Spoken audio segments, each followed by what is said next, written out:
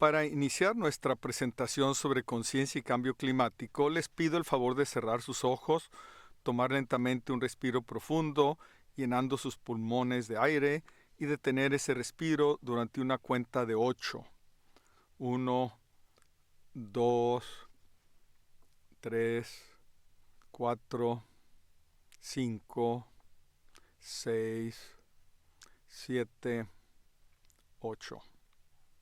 Ahora, exhalar lentamente, sintiendo el aire que sale de sus pulmones por su nariz o boca. Ahora visualice su área de la naturaleza más favorita y bonita en el mundo. Tome una pausa. Note cómo se siente a medida que imagina su presencia en ese lugar favorito. Tome otra pausa, tome un respiro profundo y lentamente abra sus ojos. El cambio climático es quizá el reto más urgente que tenemos como especie. Y aunque nos enfocamos principalmente en los efectos inmediatos que el cambio climático está teniendo sobre nosotros y los datos científicos que lo acompañan, ambos muy importantes, estamos olvidando algunos aspectos muy significativos y fundamentales de este complejo tema, como son nuestra visión del mundo, nuestros hábitos mentales y la conciencia detrás de ellos. Hasta que comencemos a abordar nuestra crisis ambiental con una conciencia personal expandida y colectiva, no podremos cambiar adecuadamente nuestros estilos de vida, nuestro ethos o carácter distintivo y nuestras decisiones para comenzar a invertir el catastrófico camino que transitamos ahora como sociedad. Yo considero que la crisis ambiental es una crisis sistémica de ética, moral, estilo de vida e ideología. Esta refleja el abandono de nuestro reconocimiento personal, colectivo y organizacional, que nosotros, como humanos, somos entidades responsables y por lo tanto seres éticos. Denhart, entre otros, ha argumentado que nuestra conciencia se ha formado por los modelos filosóficos, políticos y organizacionales sobre los cuales basamos las estructuras de nuestras comunidades y definimos el significado en nuestras vidas.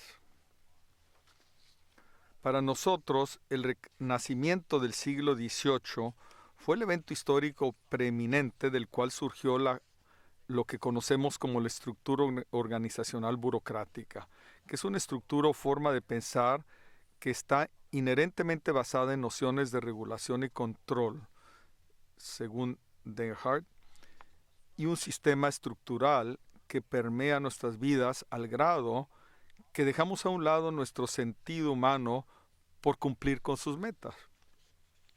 En muchas maneras el Renacimiento fue como una navaja de dos filos.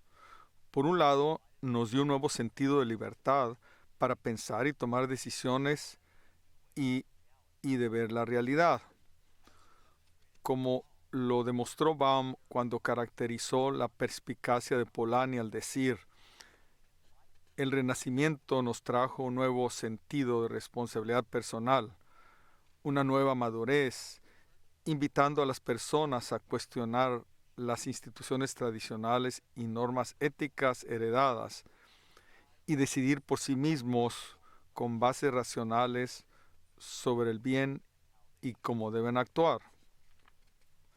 Esta referencia al Renacimiento no está alineada con la ética utilitaria de John Locke, que se, entre comillas, define por el interés racional material del hombre, se cierran las comillas, sino que la ética de responsabilidad con el todo a nuestro alrededor, que describe Kant y Hegel, y con la tradición humanista generada por el mismo Renacimiento. Sin embargo, en algún punto de nuestro camino hacia el Renacimiento, abandonamos nuestra responsabilidad con el todo, abandonamos nuestra responsabilidad colectiva y humanista hacia el yo interno, hacia los demás y hacia el planeta. también abandonamos nuestra madurez y nuestra obligación de cuestionar normas institucionales. Ese punto fue cuando la era de la razón y la revolución científica e industrial abandonaron las bases morales de los valores y del bien, optando por la racionalidad técnica utilitaria de los hechos, el otro lado de la navaja. Ese punto se hizo fuerte cuando en términos de administración lo bueno y lo malo se refieren solo a juicios sobre el logro de objetivos organizacionales específicos. Aquellas acciones que contribuyen al logro de los propósitos de la organización son buenos y aquellos que no contribuyen son malos, según Bernhard. Ese momento histórico se consolidó cuando el mayor logro se convirtió en la utilidad financiera y esta en el ser y final de nuestras culturas. Una era en que el valor se definió de manera estrecha como algo que se define empíricamente y se reduce a cifras cuantitativas de información. Una era en la que la medición cuantitativa y el logro de metas desplazó a la calidad como la principal medida de éxito, belleza y logro humano. Una era que reemplazó el bien con el logro inmediato de felicidad humana como la meta constante de perseguir en nuestra sociedad. Esta visión reduccionista del mundo generó una conciencia miope desde la cual evaluábamos nuestras acciones no con base en lo que era bueno para la comunidad, sino lo que se podía lograr de inmediato para la felicidad individual o para el logro y preservación, no el avance de las estructuras institucionales. Una ética reduccionista que buscaba ganancia, utilidad personal como el mayor valor y meta más deseada. Con esta ética utilitaria vino la visión instrumentalista del mundo que comercializó nuestro entorno natural. Una visión en la que la Tierra es vista como proveedora de recursos ilimitados para el avance de la industrialización del mundo y la comercialización del trabajo del hombre para lograr utilidades. Nuestra conciencia y hábitos mentales continuamente están siendo reforzados por las estructuras organizacionales en las que se basan nuestros sistemas políticos y económicos, es decir, el modelo racional industrial, el egoísmo ético y el utilitarianismo. Todos ellos aislacionistas por naturaleza. Esta es una visión de racionalidad que, entre comillas, no puede apoyar el proceso de formar juicios morales, por lo que las decisiones morales más difíciles del individuo requieren que vayamos más allá de la racionalidad. Se cierran las comillas, según Bernhard. Como dijo Edward Whitmont, el ethos, la moralidad y el significado de nuestra existencia misma se apoyan básicamente en elementos emocionales e intuitivos. Estas dimensiones pudieran ser racionalizadas como secundarias, pero la razón por sí sola nunca las toca o las mueve. La positivista y estrechamente definida racionalidad técnica del modelo racional nos separa de otras formas de saber que tenemos como nuestra intuición, nuestros sentidos y nuestra experiencia de lo trascendental, como se siente cuando caminamos a través de un bosque al amanecer o contemplamos la inmensidad del océano o sentimos el amor de otra persona, o cuando experimentamos el misterio del yo y la emoción que se siente con las artes a través de la autoconciencia, la meditación o la oración misma. Hasta los neurocientíficos están reconociendo ahora que nuestra racionalidad cognitiva no es la única forma de saber. Como dijo Boss y Kramer en 2006, la corteza orbits frontal está íntimamente involucrada con nuestras decisiones impulsadas intuitiva y emocionalmente. El alejamiento de nuestro entorno natural se demuestra muy claramente en la influencia del capitalismo neoliberal en el que las economías nacionales enteras se han hecho dependientes de la manipulación por instituciones monetarias globales. Esta estructura económica está diseñada para reforzar el modelo técnico-industrial, incluyendo la agricultura corporativa, la cual comercializa la tierra y sus recursos para beneficio de utilidades. Este modelo de la economía, junto con la racionalidad del modelo organizacional, perpetúa una falsa conciencia que, entre comillas, nos lleva a dejar de reconocer nuestras verdaderas necesidades. Se cierran las comillas de Erhard, es decir, las necesidades humanas de conexión con nuestro yo interior, con los demás, y la necesidad esencial de acceso a un aire puro, agua pura y abundante, alimento saludable y trabajo con verdadero significado. Entonces, ¿cómo podemos salir de esta falsa conciencia en la que estamos ahora? ¿Qué debemos hacer para comenzar a aliviar nuestra crisis climática? La expansión de conciencia es un proceso dinámico continuo que involucra conciencia en muchos niveles. Este requiere el reconocimiento de que nuestros estilos de vida afectan a los demás y a nuestro medio ambiente. También exige que reconozcamos el significado histórico más amplio de nuestras acciones, según Erhard, y a la vez tomemos responsabilidad de ellos.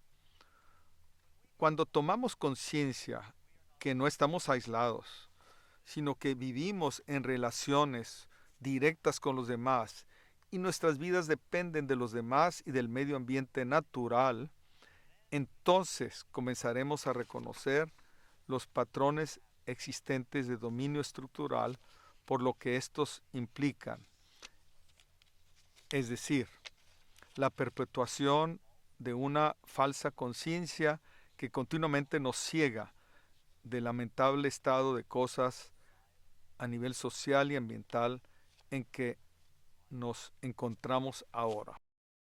Aquí es donde la verdadera existencia comienza, cuando se nos abren los ojos para ver nuestro entorno social de manera diferente. Fortalezas de conciencia emergen gradualmente a medida que el individuo se desarrolla y crece en respuesta a las demandas cambiantes del entorno social, según Cohen y Piper. Nuestra conciencia se expande al crear conexiones personales, sociales e históricas, al abrirnos a los demás, al reconocer los hábitos mentales que nos hacen seguir repitiendo los mismos comportamientos que nos limitan y evitan que veamos posibilidades futuras. Entonces, ¿cómo comenzamos a responder éticamente a los acontecimientos históricos de hoy, es decir, a nuestro impacto en el cambio climático? Podemos iniciar nuestra respuesta desarrollando prácticas de autoconciencia y meditación que por su naturaleza misma nos abren para que seamos más autorreflexivos, más abiertos a formas alternativas de pensar y a diferentes maneras de ver y saber. Comenzamos así tomándonos el tiempo para explorar nuestro yo interior e identificar qué valores básicos verdaderamente tenemos y qué es lo que creemos. Porque solo cuando sabemos estas realidades internas y sabemos cómo pensamos, es decir, nuestros hábitos mentales, es que tenemos la posibilidad de escoger de manera diferente y cambiar nuestros comportamientos. En el nivel social, nos pudiéramos alinear con movimientos ambientalistas dedicados a mejorar y proteger nuestro medio ambiente, tales como Greenpeace, Ferber dijo, los movimientos sociales pueden actuar con el gran ritmo necesario ya que operan fuera del sistema y se rehúsan a ser detenidos o encadenados con sus reglas. La Fundación Surfrider, el Natural Resource Defense Council, el Environmental Defense Fund, el Sierra Club o Earth Justice y el Environmental Law Institute son todos buenos ejemplos de movimientos sociales y ambientales efectivos que pueden poner en práctica y expandir nuestra conciencia. Podemos comenzar por apoyar las empresas que estén más alineadas con la protección y mejoramiento del medio ambiente. Un ejemplo de una organización que está operando un tanto dentro del sistema económico actual, pero actuando como una espina en sus zapatos, es la empresa de vestido conocida como Patagonia. Aunque juega dentro del modelo corporativo, la conciencia e intención de esta empresa está dirigida hacia salvar el medio ambiente, introduciendo prácticas ambientales más limpias e iniciativas de hacer negocios más responsables ambiental y socialmente. Esta es un ejemplo excelente de una conciencia dentro de una organización que sabe dónde está, sabe lo que hace, cómo contamina inclusive, y aún así trata continuamente de hacerlo mejor. Un ejemplo básico de tener conciencia del significado histórico más amplio de sus acciones. Patagonia no se presenta como, entre comillas, un modelo de una empresa responsable, pero está consciente de sus responsabilidades ambientales y sociales, se cierran las comillas, de acuerdo al propietario de Nard Chouinard, y ha comenzado a actuar en ellas. Su misión demuestra lo siguiente: construya el mejor producto, no cause daño innecesario, use el negocio para inspirar e implementar soluciones para la crisis ambiental. Patagonia reta las estructuras corporativas a través de un compromiso de usar el negocio para propósitos más altos que la utilidad financiera.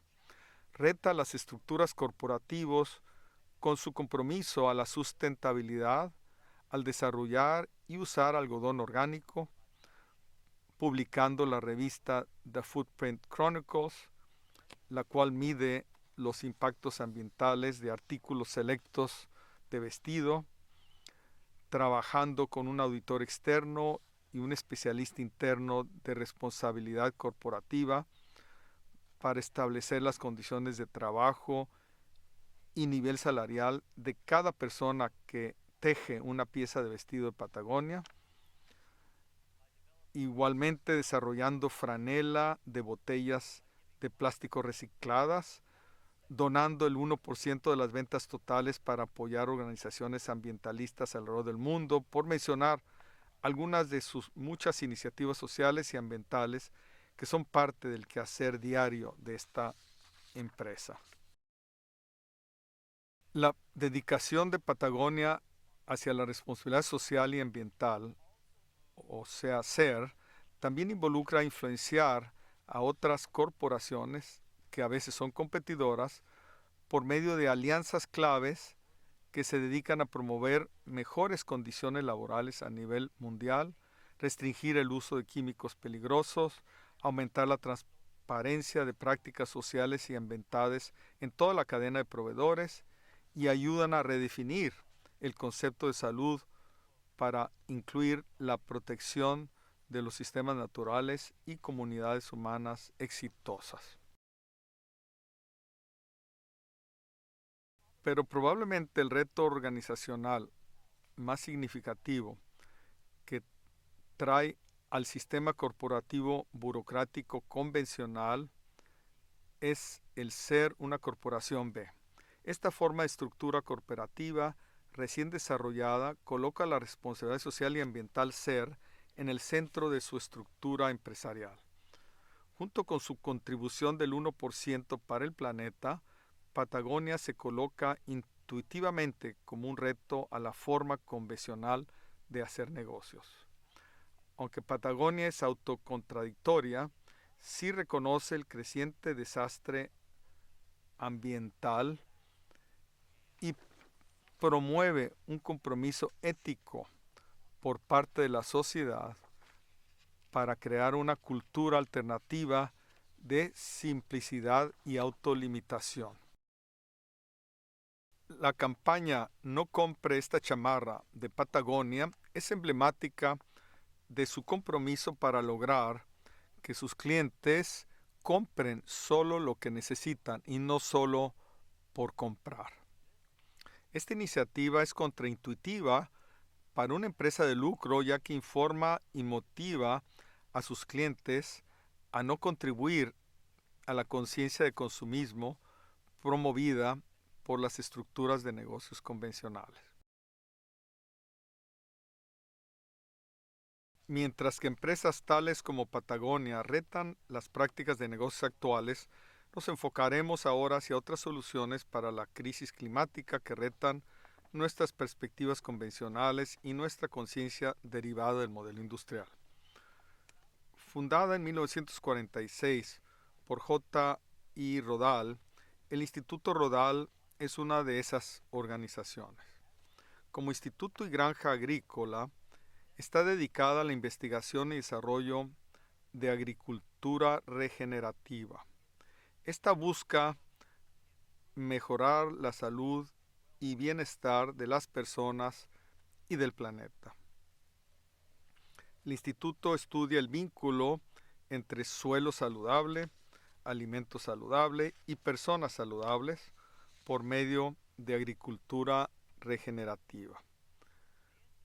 El instituto nos reta a todos nosotros y a nuestra conciencia convencional a ver más allá de la fuente del problema, que es la complicada madeja de fuentes emisoras de carbón que contaminan continuamente nuestra atmósfera. Esto significa reorientar la discusión de lo complejo a lo simple, de la complejidad del modelo agrícola industrial convencional basado en el uso de químicos al modelo agrícola orgánico regenerativo. Si continuamos a atacar la crisis climática solo desde la perspectiva de reducir las grandes emisiones generadas por el hombre, nos veremos forzados a confrontar todas las dificultades y complejidades del caos climático. Esta perspectiva contraintuitiva nos empuja a entender que el enfocarnos solo en las emisiones refuerza la mentalidad industrial que nos enfrenta entre sí, es decir, una competencia entre las economías en desarrollo, que argumentan también tener el derecho de abusar del medio ambiente, así como lo hicieron las desarrolladas durante su crecimiento, y que la forma de desarrollar sus economías debe ser igual a la que siguieron las economías desarrolladas por medio de la comercialización e industrialización del medio ambiente. Esta conciencia y enfoque tan estrechos enmarcan y simplifican el problema en la simple reducción de las fuentes generadoras de la contaminación vía el uso de tecnología y la extensión de prácticas convencionales. Argumento y hábito mental que continuamente nos lleva a grandes discusiones internacionales, incoherencia e inacción. En contraste con este redundante enfoque, los cultivos prácticos y la investigación en agricultura regenerativa del Instituto Rodal ofrece una perspectiva totalmente diferente, misma que ha influenciado ya a la Organización de Naciones Unidas en su lucha contra el hambre mundial y el cambio climático, como lo ilustra su publicación intitulada Despierte antes de que sea demasiado tarde. En ese documento, la Conferencia de Naciones Unidas para el Comercio y Desarrollo, UNCTAD, dijo que, entre comillas, el calentamiento global es un multiplicador de amenazas. Agrava, suplementa o refuerza otras amenazas de tal manera que la vulnerabilidad biofísica de la agricultura aumenta, impactando a las personas más vulnerables en el mundo. Se cierran las comillas. Naciones Unidas está consciente que el cambio climático es sistémico y afectará a la producción de alimentos y a la escasez de alimentos, y tenderá a incrementar la severidad y frecuencia de disturbios sociales originados por aumentos de precio de los alimentos, creando inestabilidad política, tensiones internacionales generados por posibles conflictos de recursos y movimientos migratorios de poblaciones con hambre. Naciones Unidas, junto con el Instituto Rodal, promueve un cambio de paradigma en cómo vemos la producción de alimentos y los efectos que tiene sobre el cambio climático la agricultura convencional. La agricultura industrial es un productor neto de emisiones de gases de invernadero, tanto directamente como vía prácticas de cultivo convencionales que acaban con el carbón de los suelos, emitiendo a la vez óxido de nitrógeno, e indirectamente por medios de cambios de usos de tierra. Las prácticas agrícolas orgánicas regenerativas secuestran el carbón, maximizan el dióxido de carbón absorbido de la atmósfera por el crecimiento de plantas y minimiza la pérdida de carbón una vez que éste esté almacenado en el suelo. Un último punto aquí. El argumento que necesitaremos alimentar a 9 billones de personas como justificación de seguir insistiendo en cada vez mayores rendimientos es en verdad artero. El problema de acceso a los alimentos es un problema económico y social que es resultado de políticas inapropiadas agrícolas y de desarrollo que han creado y continuarán reforzando desafortunadamente el hambre rural.